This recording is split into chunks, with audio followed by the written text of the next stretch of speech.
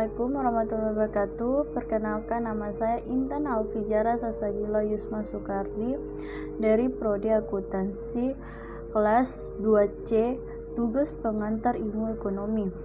Di sini saya akan menjelaskan materi tentang pengertian konsumen, yaitu kegiatan konsumen adalah seorang atau kelompok yang melakukan serangkaian kegiatan konsumsi barang atau jasa. 2. Konsumen adalah orang atau sesuatu yang membutuhkan, menggunakan, dan memanfaatkan barang atau jasa. Inilah contoh konsumen. Konsumen biasa memiliki kebiasaan dan tingkah laku yang berbeda, yaitu di desa berbeda dengan kebiasaan yang ada di kota, tergantung pada jumlah pendapatan mereka. 2. Konsumsi seseorang itu tergantung pada 1. Pendapatan, 2. Pendidikan, 3. Kebiasaan, dan 4. Kebutuhan. Di sini saya akan menjelaskan perilaku konsumen, yaitu tingkah laku dari konsumen di mana mereka dapat mengilustrasikan untuk membeli, menggunakan, mengevaluasi, dan memperbaiki suatu produk dan jasa mereka. 2. Fokus dari perilaku konsumen adalah bagaimana individu membuat keputusan untuk mengkonsumsi suatu barang. Inilah adalah pendekatan kardinal. Tingkat kepuasan dapat diterjemahkan dalam bentuk kuantitatif. Utilatis, yang berarti kepuasan batin seseorang dalam hal ini konsumsi yang telah mengkonsumsi barang atau jasa. 2. Pendapatan kardinal. Kepuasan pelanggan dapat diukur seperti yang terjadi pada satuan pengukuran lain, misalnya berat dengan kilogram atau panjang dengan meter. Untuk suatu kepuasan digunakan istilah until. Inilah adalah total dan marginal untilatif. Total untilatif TU adalah keseluruhan kepuasan yang disarankan didapat oleh konsumen untuk semua konsumsinya. 2. Marginal untilatif by unit mubu adalah ketambahan kepuasan konsumen setiap ia mendapatkan 1 unit input kepuasan. Adalah contoh untilatif kepuasan. Dalam pengertian 1E, untilatif adalah kepuasan satisfaction. 2. Ukuran kepuasan biasa menggunakan standar kardinal, numerik, maupun ordinal. Peringatan 3. Untilatif tidak diperlakukan untuk produk yang bersifat superadditifis, yaitu produk yang semakin banyak dikonsumsi justru memberikan nilai tambah atau kepuasan, misalnya alkohol berkar tinggi, nafsa, narkoba, dan sejenisnya. 4. Untilatif memiliki titik standar batas ketinggi atau terendah dari suatu kepuasan. Untilatif dalam angka. Ini saya akan tampilkan tabelnya di atas ini. Selanjutnya, untilatif dalam kurva. Saya nanti tampilkan di sini ya. Yaitu pada periode 1 dan 4 penambahan konsumsi menambahkan nilai kepuasan hingga periode 6 TU sama dengan 0, dium bila diteruskan menjadi negatif, tidak berguna. Ini adalah konsumsi keseimbangan konsumen dan permintaan konsumen, yaitu secara teoris konsumen berperoleh TU max adalah saat harga P sama dengan MU. 2. Fungsi TU sama dengan 16 Q kurang Q pangkat 2, jika P sama dengan 4. 3. MU sama dengan P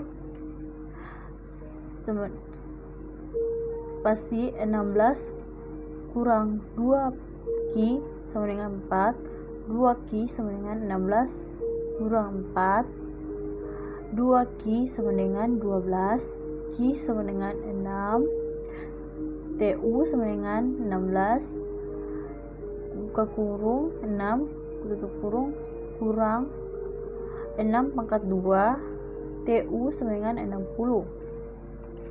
Inilah pendapatan marginal untility atau teori kardinal, atau sebut juga teori subjek, meletakkan beberapa asuransi sebagai berikut.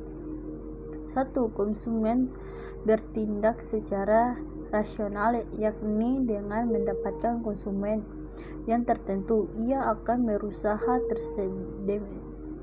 sedemikian rupa untuk memperoleh nilai guna yang maksimum dari konsumsi suatu jenis barang yang dibeli dengan pendapatan tertentu.